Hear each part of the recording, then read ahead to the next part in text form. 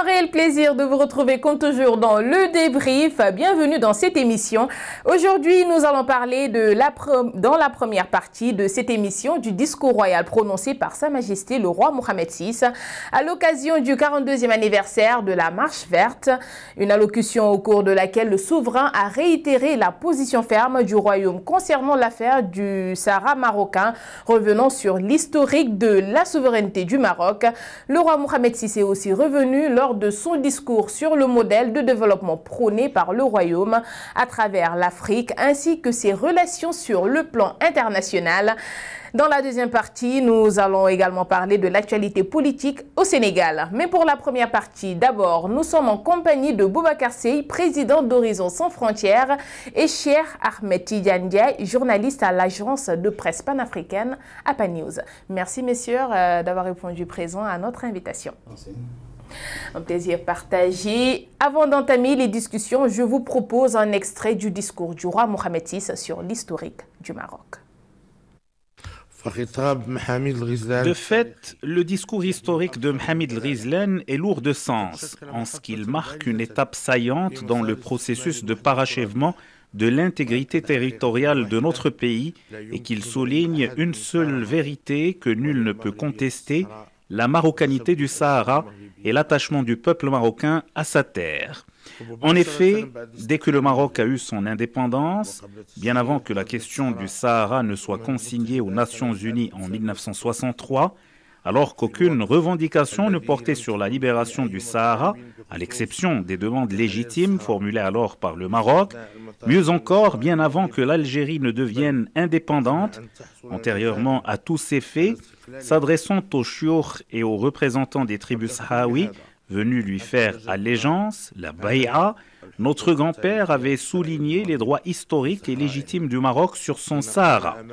Il déclara en substance « Nous proclamons solennellement que nous poursuivrons notre action pour le retour de notre Sahara dans le cadre du respect de nos droits historiques et conformément à la volonté de ses habitants. » Fin de la parole de notre grand-père, que Dieu le bénisse. Replacée dans le contexte de l'époque, cette déclaration est sans ambiguïté et nul ne peut remettre en cause son bien fondé. Bien plus qu'un engagement, elle est l'expression d'une alliance pérenne entre le trône et le peuple. En outre, cette proclamation atteste la permanence de la marocanité du Sahara, et ce, bien avant la mise en scène artificielle d'un conflit indûment suscité autour de cette vérité historique. Aussi, le Sahara restera marocain jusqu'à la fin des temps, et les sacrifices qu'il sera nécessaire de consentir pour qu'il en soit toujours ainsi importe peu.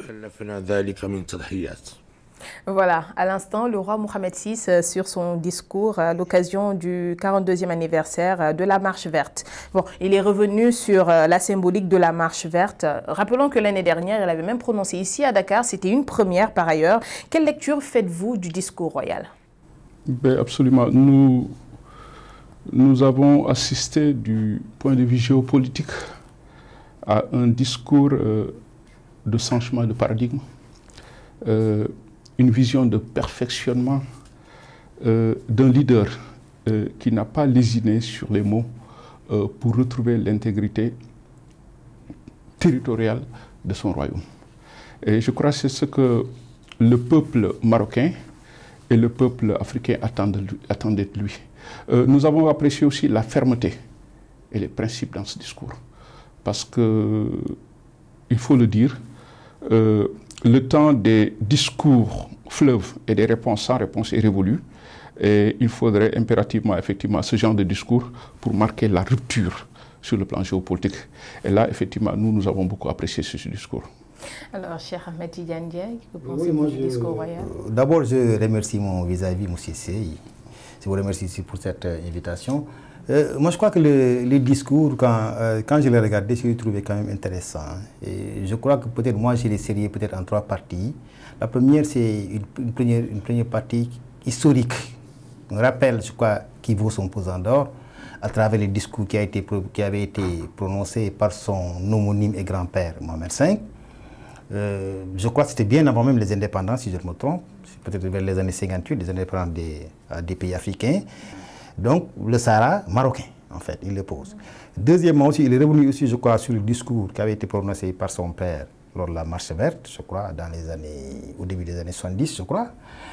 Et donc, et là aussi, on sent aussi, comment dirais-je, le Maroc qui revendique aussi l'appartenance du Sahara.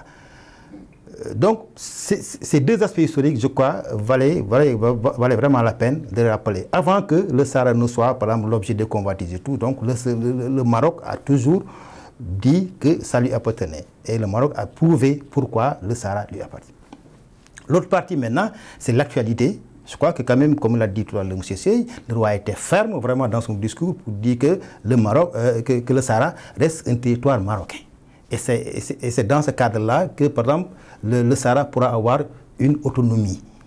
Et, rapidement, hein, donc la dernière partie, il y a beaucoup de choses qu'il a développées. Et la dernière partie, il va plus loin. Pour dire qu'en fait, si par exemple le Sahara reste marocain, on a aussi des projets pour développer le Sahara. Des projets économiques, culturels et sociaux. Pour montrer que quand même le Sahara fait partie intégrante du Maroc. Et là aussi, je crois que c'est très, très intéressant. Si vous voulez très bien, tout simplement pour dire qu'il dit que quand même le Sahara, qui est au sud du Maroc, c'est des tampons à la région africaine. Ça montre aussi, comment dirais-je, comment le monarque, comment Mohamed VI tient à l'Afrique. Et donc, une sorte de jonction entre ce territoire et l'Afrique. Donc c'est des aspects que j'ai trouvé dans son discours qui me paraissent très très forts et qui montrent quand même que le roi y tient et que vraiment c'est comme on l'a dit quand même un certain leader. Boubacar Seye, Cheikh Ahmed Tidiane Ndiaye vient de l'évoquer. Le 25 février 1958, conformément au discours du roi Mohamed V, le roi Mohamed VI entend suivre cette logique tout en mettant en œuvre la vision stratégique du roi Mohamed V, qui était de consolider l'intégrité du Maroc. Qu'est-ce que cela vous inspire?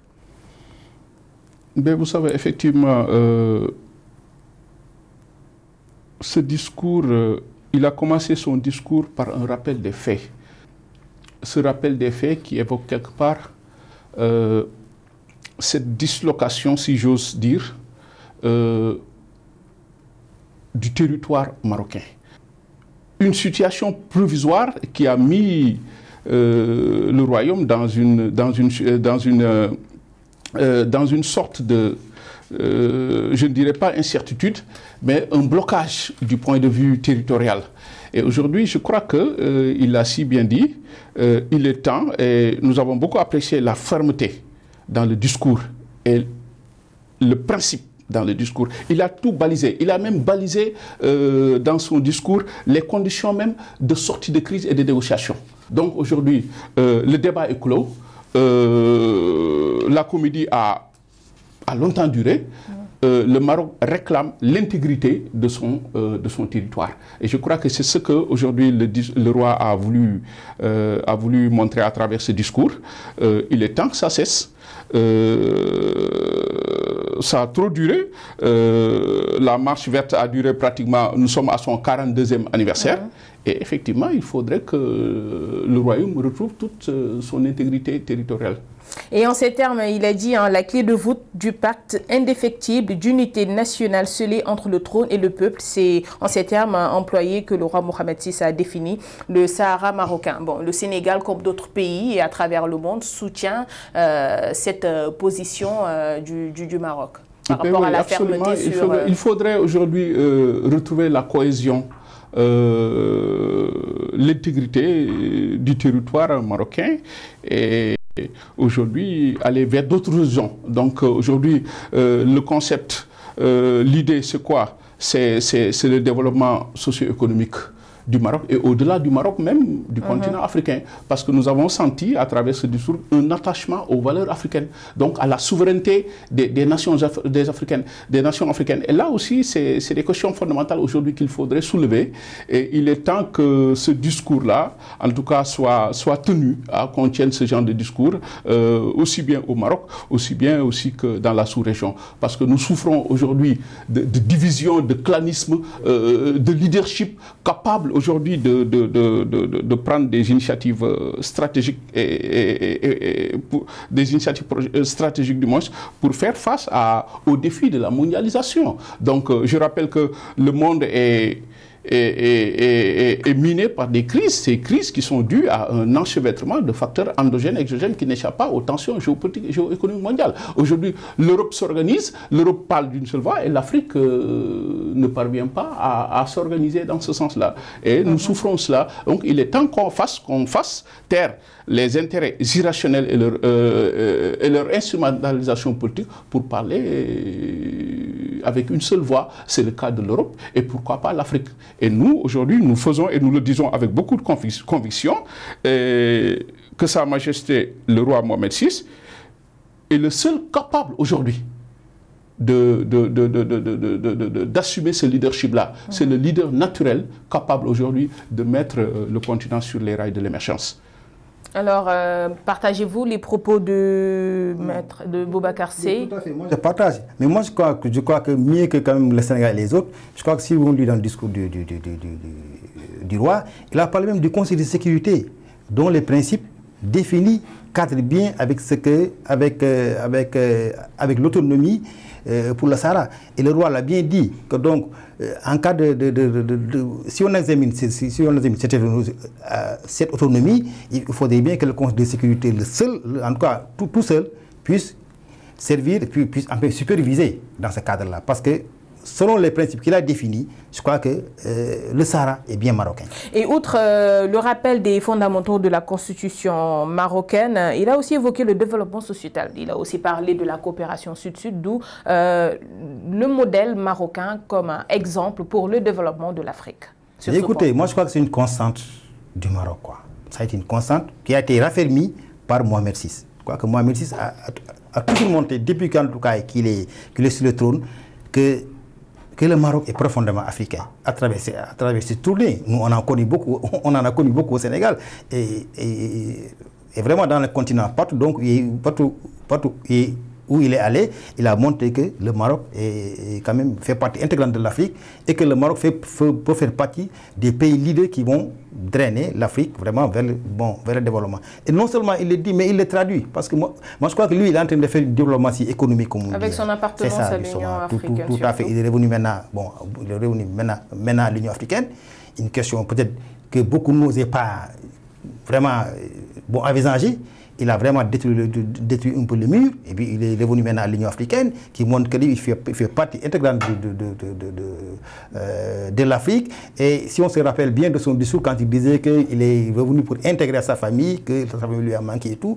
Donc ça montre que quand même, je crois que le Maroc est vraiment un État africain qui l'affirme et qui le montre dans sa démarche et dans son mode de gestion. Voilà, le Maroc évoque beaucoup sa position, surtout du côté de l'Afrique et avec le modèle qui prône pour le développement africain. Pensez-vous que le modèle marocain pourrait constituer un véritable exemple pour le développement de l'Afrique? Absolument. Le Maroc aujourd'hui est un modèle, est un campus d'excellence en géopolitique et en matière de développement. Donc cela se lie aujourd'hui, ça se traduit par la présence du Maroc dans pratiquement tous les processus socio-économiques de la sous-région. Ils sont présents partout. Et là, je crois que c'est l'occasion, encore une fois, de renforcer la coopération sud-sud. Nous avons estimé que l'heure de l'Afrique aux Africains est venue. Il faudrait aujourd'hui en Afrique renforcer ce genre de coopération entre les pays africains. Nous avons beaucoup apprécié la réintégration du Maroc au sein de l'Union africaine. Et il faudrait aujourd'hui une architecture économique, sociale, fiscale entre les peuples. Et je dirais même sécuritaire en ce contexte géopolitique miné par la menace terroriste. Et je reviens encore sur le leadership marocain. Et nous l'avons, nous, en tant que Horizon sans frontières, lien de concorde entre les peuples, pour la paix et un développement humain durable, nous avons estimé, avec beaucoup de conviction, qu'il est le seul capable aujourd'hui de redonner au continent toute sa grandeur d'antan. Et aujourd'hui, il est temps que l'Afrique se réunisse, il est temps que l'Afrique parle d'une seule voix, parce que les défis sont majeurs. Les défis sont la résilience de nos économies, les défis sont la préservation de nos ressources naturelles en vue de lutter contre l'extrême pauvreté. Par rapport à ces défis par ailleurs, hein, surtout s'agissant de sécurité, on voit que les troupes marocaines même interviennent beaucoup au niveau de la sous-région, notamment dans les zones de conflit. Ça prouve encore une fois de plus son leadership sur le plan africain, n'est-ce pas? Bien sûr, mais tant mieux. Tout cela, ça fait partie vraiment de la démarche du roi, qui veut montrer qu'il faut que nous croyions en nous. Nous avons besoin d'un leadership. C'est vrai que l'Afrique ne peut pas vivre en autarcie. Il faut qu'on s'ouvre. Mais avant de s'ouvrir, je crois qu'il faut que nous soyons forts. Mais pensez-vous déjà que nos États sont assez prêts pour converger vers une seule force? Non, mais on n'y est pas encore. Mais il y a le processus. Mais je crois que des leaders comme par Mohamed, c'est ce qu'ils sont en train de montrer, qui nous font croire qu'il est possible de coopérer entre nous d'abord, parce que là, il faut que nous soyons forts pour pouvoir parler au monde. Le monde a besoin de nous parler. Nous aussi, on a besoin de parler au monde, mais il faut que nous soyons forts entre nous pour pouvoir parler au monde. Et là, il est en train de faire vraiment cette démarche-là. J'ai dit ces tournées qu'il fait, ces tournées qui sont accompagnées de conventions qui sont signées, les sociétés marocaines qu'on voit qui prolifèrent dans le secteur des banques, dans le secteur des commerces, dans le secteur de l'Internet et tout. Mais moi, je crois que quand même, il y a quelque part où on peut se dire, écoute, mais les Africains peuvent faire ci, peuvent faire ça. On peut croire en nous avant de s'ouvrir aux autres. Et là, vraiment, je crois que le Maroc donne l'exemple. Ce serait bien que d'autres pays qui soient comme le Maroc puissent le donner. Mais dans tous les cas, on est obligé d'aller vers ce processus-là. Parce que le monde veut parler à l'Afrique, l'Afrique veut parler au monde, mais il faut que nous soyons prêts. Et pour être prêts, je crois qu'il faut que nous soyons forts entre nous d'abord pour pouvoir, je crois, nous propulser vers l'étranger.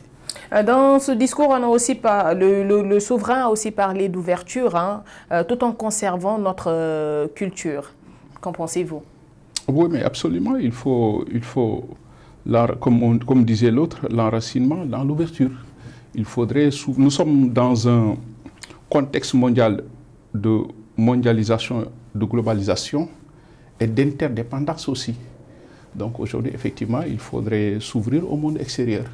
Et là, nous apprécions ce discours. C'est un discours visionnaire, comme nous l'avions dit. C'est un discours de changement de paradigme. C'est inédit en Afrique. Donc, et là, en ce contexte géopolitique très tendu, vous avez parlé tout à l'heure de la menace sécuritaire, des défis sécuritaires. Et là, effectivement, c'est là que nous interpellons la conscience africaine sur ces problématiques-là. On parle de menaces terroristes, on parle de factions terroristes, on parle même de l'affaiblissement de Daesh. Un nom que je n'aimerais même pas prononcer parce que c'est une fabrication de l'Occident au Moyen-Orient. Et il y a un risque de déplacement, donc la duplication de toutes ces factions terroristes à la recherche de profondeur stratégique. Ce qui fait qu'effectivement, si l'Afrique n'anticipe pas, et là, effectivement, vu la faiblesse de nos États, vous l'avez dit, aujourd'hui, il faudrait qu'on construise des nations et non des États. Et pour cela, il faudrait une convergence économique, fiscale, une coopération sécuritaire, juridique entre les États pour faire face à ces défis-là. Sinon, nous allons vers le chaos. Vous avez tout de suite parlé de stratégie et là actuellement nous voyons que le Maroc est un centre de gravité stratégiquement parlant, déjà de par sa position entre l'Europe et l'Afrique. Mais le Maroc a une position géostratégique très importante dans la sous-région et au sein même de la géopolitique mondiale. Donc ce leadership, je disais tout à l'heure, est inné et naturel. Et au-delà de ça, le monde est miné par des crises. Et le facteur le plus crucial aujourd'hui est le facteur religieux, parce qu'identitaire, pouvant aller jusqu'à opposer des communautés, voire des peuples. Et lui, en tant qu'Amirul Mouminin, nous attendons aujourd'hui à l'émergence d'une diplomatie spécifique aux questions religieuses. On parle de terrorisme, on parle de guerre des religions. Il n'y a pas de guerre des religions. Il y a tout simplement le vivre ensemble qui est mis en mal par tout simplement certains dirigeants européens qui ont eu à échouer dans leur idéologie classique et qui surfent sur l'immigration extra-européenne et sur l'islam. L'islam est mis au banc des accusés par une laïcité juridico-politique. Il y a une islamophobie en vogue. Et aujourd'hui, il faudrait combattre cela. Nous l'avions vu tout à l'heure à travers un communiqué que nous venons de dénoncer tout à l'heure, Charlie Hebdo, qui assimile le viol comme le 6e pilier de l'islam. Vous voyez que ça, c'est une provocation. La provocation a atteint son paroxysme et nous interpellons les États. La France, qui ne devrait même pas laisser apparaître une telle publication. Déjà que le pays est dans une situation sociale très précaire, effectivement. Mais déjà, vous l'avez évoqué, un côté religieux et tout. Dans son discours, le roi Mohamed VI a beaucoup parlé. Il a invité les populations elles-mêmes à prendre en charge les affaires de leur cité pour leur propre développement. C'est aussi un moyen de motiver particulièrement le peuple marocain, mais aussi le peuple africain. Vous ne pensez pas? Non, c'est vrai. Moi, je dis qu'on peut se développer si on ne croit pas en soi-même. Et je peux paraphraser rapidement Senghor, qui parlait du rendez-vous du donner et du recevoir. Peut-être que bon, il a dit de manière très tôt. Mais en tout cas, moi, je présume que la démarche du roi est en train de traduire cela. Parce que nous, on est obligés, mais il faut que nous ayons quelque chose à donner. Et pour pouvoir donner quelque chose, ça, il faut que nous soyons forts en nous-mêmes. Et rapidement, hein, vous avez parlé, je crois, vous avez brossé un aspect qui est intéressant. En tout cas, nous au Sénégal, on est vraiment à l'aise quand on parle du Maroc et du domaine religieux. Je crois que vous n'êtes pas sans savoir les rapports étroits qu'on a avec le Maroc dans ce domaine-là. Surtout avec la confrérie Tidjania. J'ai eu la chance d'y aller, de regarder. Mais franchement, je crois que si, par exemple, les relations entre le Sénégal et le Maroc sont aussi solides, c'est en partie dû à la Tidjania. C'est vraiment, ces rapports sont très très solides. Et même, mais même au-delà, moi j'ai eu à participer à beaucoup de colloques où il était question, non pas seulement de la Tidjania, mais des confréries musulmanes. Et ça s'est passé au Maroc, à Marrakech et à Fès. Et on avait invité plusieurs autres confréries, que ce soit les Mourides, les Khadria, les Tidjania. J'ai vu, il y a beaucoup de confréries qui étaient venus même du Moyen-Orient qui ont assisté à cela. Et donc, c'était vraiment un ciment. Et les gens se retrouvaient vraiment pour parler de la religion musulmane, de ce qui les unit. Et ça fait que nous, on a l'impression, quand on va au Maroc, que vraiment on part d'une région à une autre. Et ça aussi, c'est un ciment qui fait que donc on peut beaucoup partager beaucoup de choses et développer ensemble, en tout cas, notre continent. Une entraide mutuelle dans l'acceptation aussi. Accepter de partager les expériences, parce qu'il faudrait le dire, le Maroc possède beaucoup d'expériences qu'il partage avec les pays africains. Bon, si on prend l'exemple du Sénégal, il intervient dans plusieurs domaines, aussi bien côté construction, production, et plusieurs entreprises marocaines présentes dans la sous-région. Oui, absolument, nous l'avions dit tantôt, et que le Maroc est aujourd'hui pratiquement présent dans le processus de développement socio-économique de beaucoup de pays d'ailleurs, dans les banques, etc., au Sénégal notamment, au Mali, en Côte d'Ivoire, etc. Donc je crois que nous encourageons cela. Nous encourageons la coopération sud-sud, l'Afrique aux Africains. Parce que le continent a été l'objet de beaucoup de convoitises. Nous avons tout, mais malheureusement, nous n'avons pas eu cette fermeté-là, aujourd'hui, de pouvoir gérer les choses par nous-mêmes. Les choses... Il nous montre que la coopération sud est possible. Absolument. Moi, je crois que c'est dans cet aspect-là, vraiment, cet aspect important. Absolument. Le Maroc est en train de montrer qu'il est possible, en tout cas, de coopérer entre États du Sud et de se développer, et en tout cas, d'entrevoir le développement par rapport à ça. On avait toujours l'esprit tourné vers l'Europe et les États-Unis, mais voilà un pays africain qui nous montre, écoutez, il est possible, ici, en Afrique, de se développer, de nous aider en tout cas à nous développer et puis à faire face maintenant aux autres. Parce qu'il sera fortement question de ça. Absolument. On ne peut pas vivre en autarcie. Mais il faut que nous soyons forts pour aller vers les autres. Absolument. On ne peut pas vivre en autarcie, ça c'est clair. Il faut que l'Afrique crée son propre chemin de développement. Et on l'a bien compris avec ce discours royal du roi Mohamed VI qui nous mène par ailleurs au terme de cette première partie. Restez toujours avec nous, on se retrouve dans la seconde partie du débrief.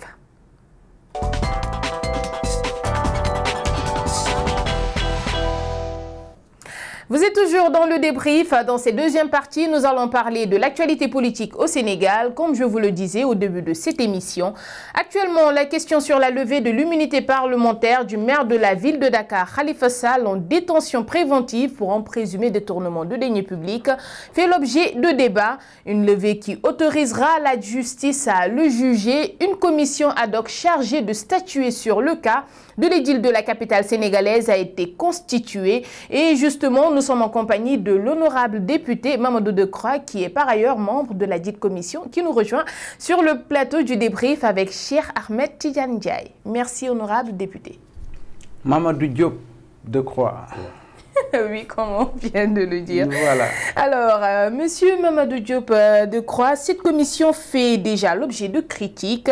Les autorités ont toujours réfuté l'hypothèse d'une immunité, car les faits, ont-elles expliqué à plusieurs reprises, ont eu bien avant la désignation du maire à la députation. N'est-ce pas une contradiction?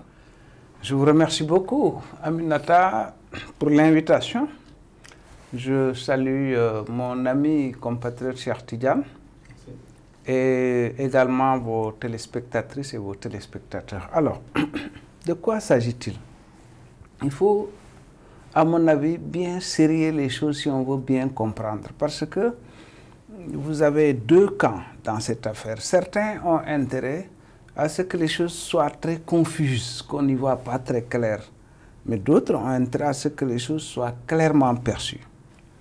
Khalifa a été arrêté dans le cadre de ce qu'eux ils appellent détournement de deniers publics et il y a beaucoup d'autres chefs d'accusation.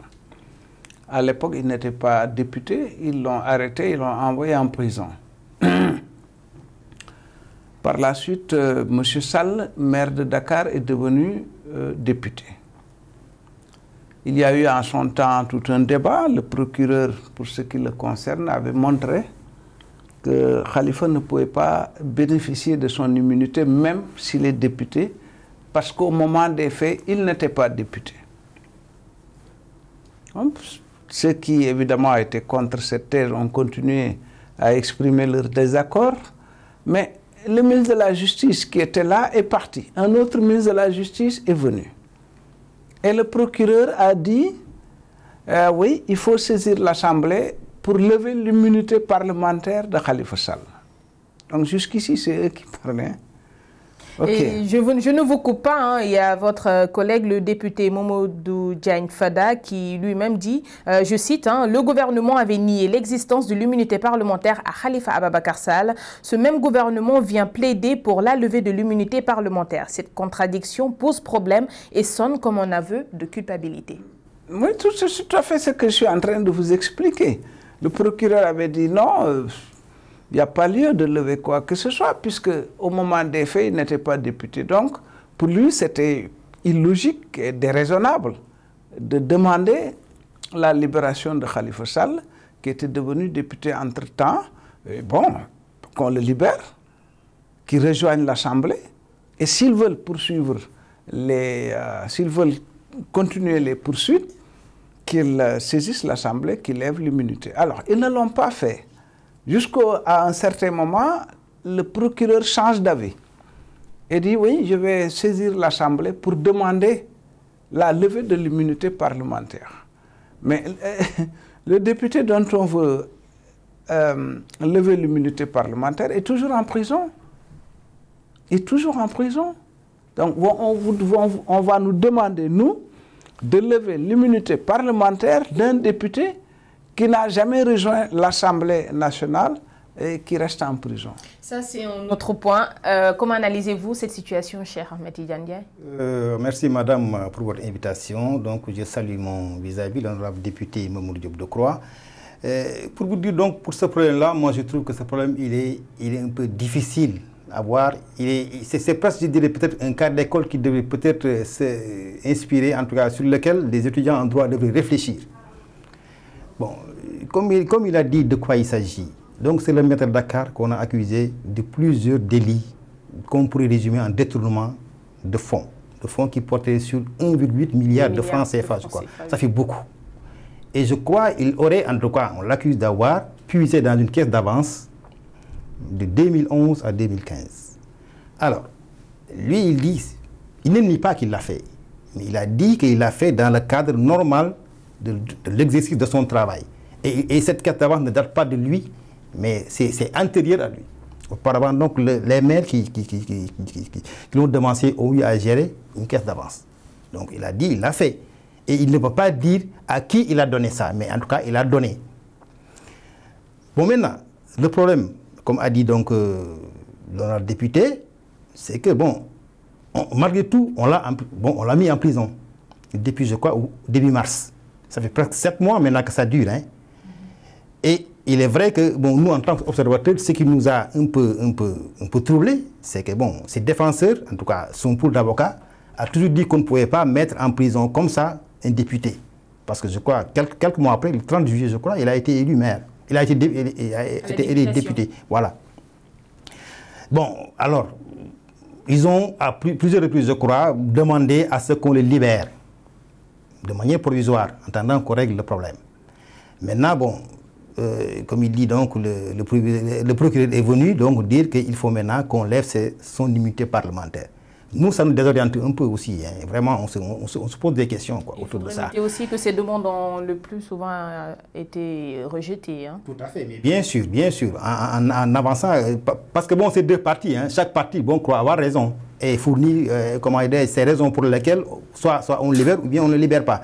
Et bon, en parenthèse, moi en tout cas, je ne voudrais pas être à la place de M. Diop parce que c'est un député et je crois savoir que la commission ad hoc qu'on a mis en place a pour travail, enfin, je présume, a pour finalité dans son travail de lever l'immunité parlementaire d'un député. Des députés qui se chargent de lever l'immunité parlementaire d'un collègue. Moi, je n'aimerais pas être à sa place parce que quand même, c'est pas commode. C'est pas commode.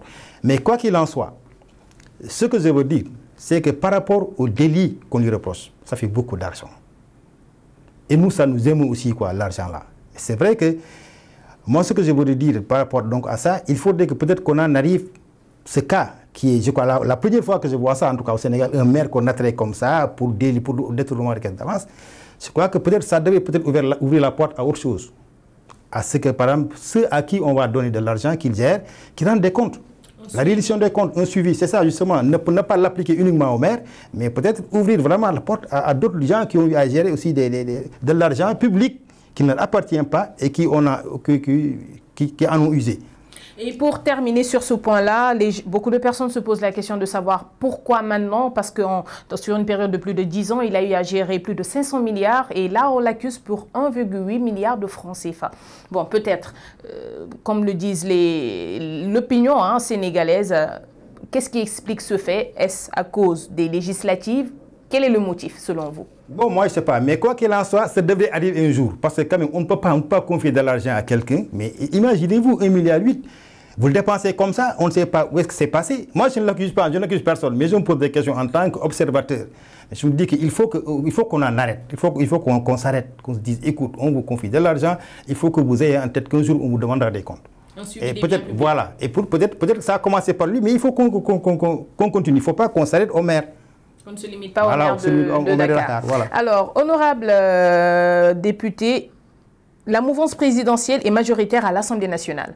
Celle-ci devrait donc, sans surprise, décider de lever l'immunité du maire de Dakar. Peut-on s'attendre à la tenue d'un procès? Madame, je voudrais véritablement, si vous me le permettez, vous expliquer qu'on n'est pas dans un état de droit.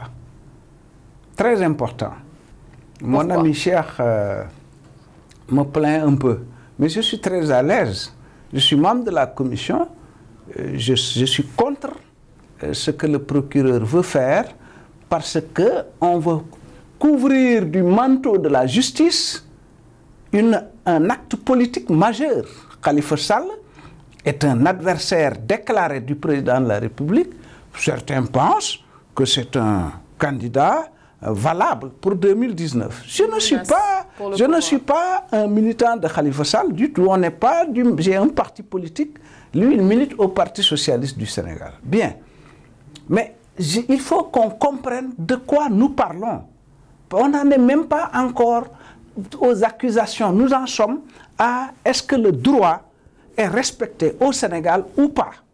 Alors, je vous ai dit tout de suite qu'on l'a mis en prison et quand il a été élu député, on a refusé de le libérer au motif qu'il n'avait pas d'immunité parlementaire. Le même procureur qui avait dit ça vient nous dire oui, il bénéficie de l'immunité parlementaire. Nous demandons à l'Assemblée de lever l'immunité parlementaire. Nous disons il faut libérer Khalifa Sall, qu'il vienne ici à l'Assemblée et à ce moment on pourra discuter tout naturellement de la levée ou pas de son immunité parlementaire. Bien. On nous dit que le gouvernement a envoyé une lettre à l'Assemblée nationale pour cette raison-là. Que fait le président de l'Assemblée? Il demande à la commission des lois de se réunir.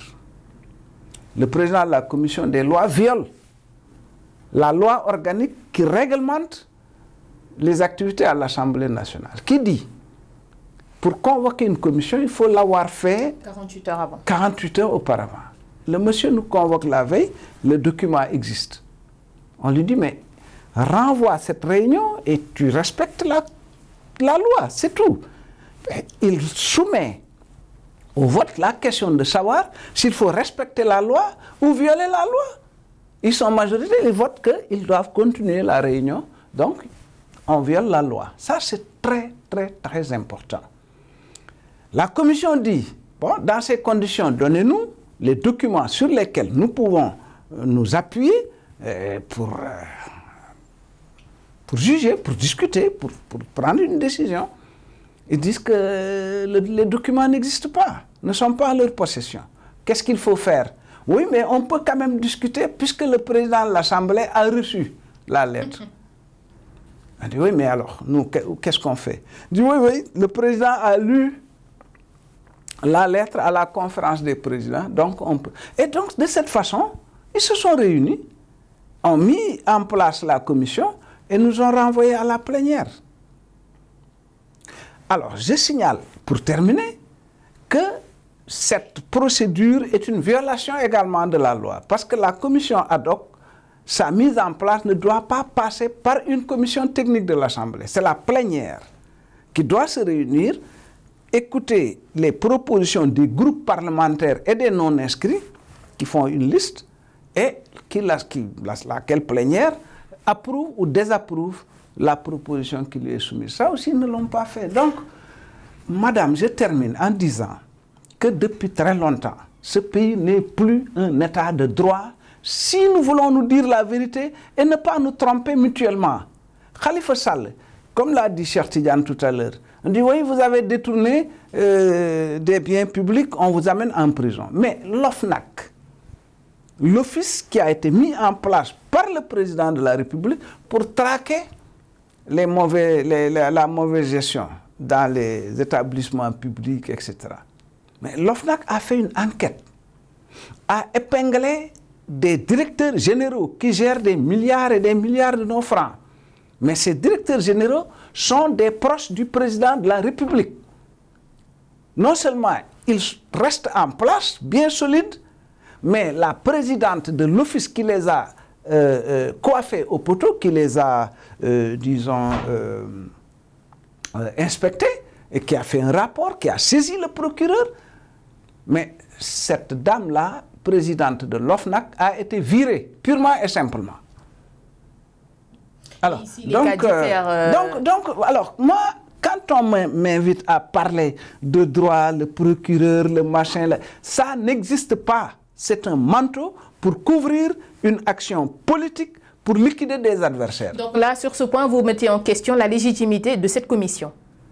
Non, je n'en suis pas à la commission. La commission, non. Si on en revient à la commission. Alors, non. La commission, elle a été mise en place par la plénière de l'Assemblée nationale. OK? Mais vous savez, cette Assemblée elle-même, elle est illégale. Elle est issue d'élections frauduleuses. Et ce n'est pas une... On parle d'élections parce qu'il faut bien utiliser un terme. Mais ce n'était pas des élections le 30 juillet. Ça a été du n'importe quoi. Donc, nous, on est là-bas, tout en sachant que c'est une assemblée illégitime, illégale, mais pour poursuivre le combat. C'est pour ça que moi, je suis membre de cette commission. J'irai à cette commission pour mener, il faut les trouver sur tous les terrains pour que, in fine, les Sénégalais comprennent que ce pays n'est plus un état de droit. Mais c'est intéressant. Cheikh Ndiaye, que pensez-vous des propos de l'honorable député? Non, mais ce qu'il dit, c'est intéressant. Bon, mener le combat, moi je crois que c'est un combat qu'il faut mener partout, hein, que ce soit du côté du pouvoir comme du côté de l'opposition. Bon, c'est un combat mené, le public, le peuple est là, nous on regarde. On a aussi envie quand même de vivre dans un pays de droit, de suivre quand même, de se dire que, écoute, ça c'est juste, ça c'est pas juste, mais vraiment, comme j'ai dit tout à l'heure, que nos deniers soient bien gérés, que ceux à qui on confie ces deniers puissent les gérer de manière convenable. C'est pourquoi d'ailleurs, moi j'ai dit, j'ai suivi d'ailleurs hier la conférence de presse des avocats de Khalifa Sall. Ce qu'ils ont dit, c'est intéressant, moi je trouve. Je ne sais pas, maintenant on va voir. Parce qu'ils nous disent que c'est maintenant peut-être l'occasion, si on met en place la commission ad hoc, qu'on libère de manière provisoire Khalifa Sall pour qu'il puisse répondre devant la commission ad hoc, parce que la commission ne veut pas, je crois, elle ne veut pas statuer comme ça sans entendre les mises en cause. Ce serait peut-être l'occasion, en tout cas, qu'on les libère de manière provisoire pour qu'ils puissent parler. Parce que nous aussi, on parle beaucoup, mais il y a aussi un autre aspect sur lequel moi je voulais insister. Nous, en tout cas moi, je n'ai pas accès au rapport de l'IGE sur Khalifa Sall. Et sur ce point même, le conseiller politique du maire de Dakar, Moussa Taye, qui a dit, je cite, accepté d'être auditionné par cette commission, c'est cautionner la forfaiture dont Khalifa Sall est aujourd'hui victime. Non, je n'ai pas bien compris. Le fait que Khalifa Sall soit auditionné par la commission. Voilà, oui. Non, mais il faut bien qu'il se défende quand même. Si on met une commission ad hoc, bon, pour parler de son immunité parlementaire, il faut qu'on puisse lui donner l'occasion quand même de s'exprimer. Moi, je ne pense pas à un procès, mais là, on est dans la détention préventive. Ces avocats demandent qu'on les libère. Les gens ont mis en place une commission ad hoc. Il est en face de ses collègues, mais il va s'expliquer avec eux. Bon, nous, on se dit que bon, ça va se passer comme ça, mais le fond du problème, nous, en tant qu'observateurs, moi, ce dont je voudrais avoir accès, c'est peut-être voir le rapport de l'IGE pour pouvoir bien me prononcer sur ça. Mais dans tous les cas, moi, je trouve qu'une commission ad hoc ne peut pas travailler sans pour autant entendre les mises en cause lui-même. C'est pourquoi demain, hier, je crois, les avocats ont parlé de ça. Parlons même de ces avocats. Notre consoeur Awa Diop a fait un reportage là-dessus. Je vous propose de suivre. Les avocats du maire de Dakar, Khalifa Sall, ont annoncé des poursuites contre l'État du Sénégal devant les juridictions internationales. Un recours pour, disent-ils, faire entendre la voix de leurs clients. Maintenir un parlementaire en détention provisoire alors qu'aucun acte de procédure ne peut plus être posé tant que son immunité n'est pas levée n'honore ni la République ni les parlementaires, selon le président de la Ligue sénégalaise des droits de l'homme. Nous ne disons pas qu'il doit être libéré définitivement, nous ne disons pas qu'il doit être absous définitivement, mais au moins on doit régulariser. Et cette régularisation ne passera par autre moyen que d'abord sa mise en liberté et éventuellement la levée de son immunité.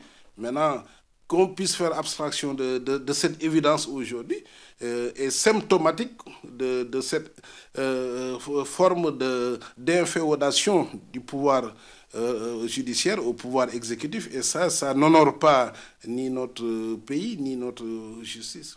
Son confrère trouve que le maintien présentement du maire Khalifa Sall en détention est purement arbitraire au regard du droit pénal. En droit comparé, effectivement, l'antériorité des faits ne peut pas empêcher le jeu de l'immunité parlementaire. Autrement dit, même si vous êtes poursuivi pour des faits qui sont antérieurs à votre élection, dès lors que vous êtes élu, vous êtes député, l'immunité s'applique automatiquement. Aujourd'hui, son maintien en détention signifie qu'il est en détention arbitraire. Ainsi, les avocats de l'édile de Dakar, par ailleurs néo-députés, persistent et signent. Leur client ne doit plus être en prison si le droit est respecté au Sénégal. Les juristes et experts du droit, eux, estiment que l'immunité parlementaire est une immunité fonctionnelle qui s'attache à la personne du député et que celui-ci acquiert dès l'officialisation de son élection. Alors, que pensez-vous de ce reportage et de la réaction des avocats du maire de Dakar, Khalifa Sall? Ils ont raison, je viens de vous dire qu'on n'est plus dans un état de droit. Bon, eux, ce sont des avocats, des praticiens du droit. Bon, ils vous disent c'est une voie de fait. Bon, ils utilisent leurs termes assez mesurés, etc. Mais moi qui suis un politique, je vais droit au but, je vous dis, nous ne sommes plus dans un état de droit. Ce que Cheikh Tidiane a dit tout à l'heure, c'est ça qui est vrai. C'est-à-dire que les deniers publics doivent être gérés de façon, comme eux, ils disaient quand ils étaient candidats, sobre et vertueuse. Mais aujourd'hui, ce n'est plus le cas. Donc, c'est l'arrestation et l'envoi en prison des gens, c'est au menu, c'est un menu. Ceux qui leur sont favorables restent aux affaires, même s'il est prouvé qu'ils ont détourné l'argent public. Ceux qui leur sont opposés, même s'il n'est pas prouvé, ils ont quand même en prison. Alors, on a parlé de Khalifa Sall, mais il y a aussi le cas Karim Wade qui est resté ici 3 ans en prison pour avoir, dit-on, détourné 4 000 milliards après 160, je ne sais pas combien de milliards, et puis qui, subrepticement, a été libéré et exilé au Qatar. Alors, on ne sait pas. Ça veut dire que c'est ma conviction profonde aujourd'hui que l'autorité politique utilise la justice à des fins simplement de conservation de son pouvoir. Et c'est ça le drame du Sénégal et de l'Afrique en général. Alors, cher Tidiane Ndiaye, déjà, que pensez-vous du reportage et aussi des avocats du maire de Dakar qui comptent poursuivre l'État du Sénégal devant les juridictions internationales? Je le disais, mais je crois que ce qu'ils ont dit, c'est vrai, quoi. Moi, je crois qu'il faut qu'on y passe. Parce que là, vraiment, je crois qu'on a tourné autour du pot. Mais maintenant, si on a mis en place une commission ad hoc, il faut qu'on entende M. Khalifa Sall. Mais pour le faire, il faut qu'on le libère. Mais si on dit que, bon, il faut qu'on lève son immunité parlementaire, je crois que quand même, bon, pour pouvoir l'entendre, il faut quand même qu'on puisse le libérer pour qu'il puisse venir devant les députés pour parler. Je ne crois pas que la commission ad hoc va se rendre en prison pour entendre Khalifa Sall. Ça ne fait pas, je ne crois pas. Hein. Mais dans tous les cas, moi je crois que quand même le peuple attend. Bon, c'est vrai, bon, ils ont interpellé un maire, c'est la première fois que je dis que je vois ça, mais le peuple attend, nous on veut connaître la vérité. Mais quelquefois on s'y perd. Et j'ai dit que quelque part au début, c'est presque un cas d'école pour les étudiants en droit. Je crois de voir cette affaire. On coffre quelqu'un. À un moment donné, bon, les gens disent qu'on ne peut pas le coffrer parce que c'est un député. On attend un peu, on dit écoute, on va lever son immunité parlementaire. Je ne sais pas, on ne se retrouve même pas. C'est ça notre problème. En attendant, bon, qu'on évolue sur la question. Parce qu'évoluer sur la question, comme j'ai dit tout à l'heure, au début, c'est que bon, on dépasse le cas Khalifa Sall pour se pencher sur d'autres cas. Parce qu'il y a beaucoup de gens qui ont géré des deniers publics. Il faut qu'ils en rendent compte. Mais vous-même, vous l'avez dit dans vos propos, il faut une reddition des comptes pour une bonne gouvernance. Et là même, le ministre Abdoulaye Diouf Sarr qui dit aussi que Khalifa Sall doit justifier et expliquer comment il a dépensé l'argent. Bon, le président Macky Sall n'a rien à avoir dans cette affaire. Pour terminer rapidement. Oh, mais tout c'est Macky Sall. Il est au début et à la fin de tous ceux qui sont des adversaires actuels ou potentiels, politiques sérieux, il les envoie en prison. Il n'y a pas de doute. Donc, tous les Sénégalais savent cela. Donc, ce que ces partisans disent n'a aucune valeur. Mais quand même, vous êtes d'avis qu'il faut carrément instaurer une bonne gouvernance et faire un suivi. Mais c'est ce qu'il avait promis, Macky Sall. Il a eu 65% des voix au deuxième tour en 2012. Il avait dit, je vais mettre un terme à tout ce qui ne marche pas. Selon vous, gestion sobre et vertueuse, etc., etc. Aujourd'hui, madame, avant sous Wade, quand vous voulez un marché qui fait plus de 50 millions, c'est l'appel d'offres. Aujourd'hui, quand vous avez un marché de 50 milliards, c'est le gré à gré. C'est ce qu'ils appellent l'offre spontanée. C'est aussi simple que ça. Voilà où on en est. Maintenant, on en est à une échelle astronomique dans la corruption. Mais écoutez, il faut qu'on en arrive. Parce que bon, moi je ne peux pas comprendre qu'on parle ici d'alternance au Sénégal et qu'on ne gère pas de manière démocratique, de manière juste équilibrer les biens publics. Parce que bon, moi je crois que quelque part, je me dis quelque part, est-ce que le peuple n'est pas en avance sur nos gouvernants? Parce que si les gens changent de pouvoir, si les gens élisent des présidents, c'est pour progresser dans la justice et vraiment dans l'égalité. Progresser dans la justice, c'est que quand les gens, qu'on leur donne de l'argent, qu'ils gèrent, qu'ils rendent compte. Alors... Et que s'ils ne peuvent pas rendre compte, mais qu'on les traduise en justice. Mais il ne faut pas que ça soit unilatéral. Il faut que ça s'ouvre et que tout le monde, que tout ce qui gère soit concerné par ça. Alors, le mot de la fin, nous sommes arrivés au terme de cette émission. Je vous remercie beaucoup, Aminata, de m'avoir invité encore une fois. Je vous encourage. Un plaisir partagé. J'encourage votre télévision, le travail que vous faites. Merci. Et je salue également cher Tidiane ainsi que vos téléspectatrices et téléspectateurs. Voilà, je rappelle à nos téléspectateurs que vous êtes honorable député à l'Assemblée nationale sénégalaise. Merci. Voilà, et cher Tidiane Ndiaye. journaliste. Je vous remercie pour votre invitation. Je remercie aussi Moussa Diop que j'ai connu et j'ai vraiment eu l'occasion de le rencontrer. Je l'ai toujours apprécié, je l'ai suivi. On a beaucoup conversé à travers le net, à travers les emails et tout. Vraiment, donc, pour vous dire, je vous encourage à continuer. Je crois que ce genre de débat-là, ces genres de débats sont utiles parce que quand même, il y va un peu, je crois, de l'avenir de nos pays. Je crois qu'il faut qu'on progresse dans la démocratie. Voilà, c'est la fin du débrief, comme vous le comprenez bien. Un grand merci à l'équipe technique qui s'est chargée de la réalisation de cette émission. Rendez-vous la semaine prochaine pour un autre débrief sur Médian TV Afrique.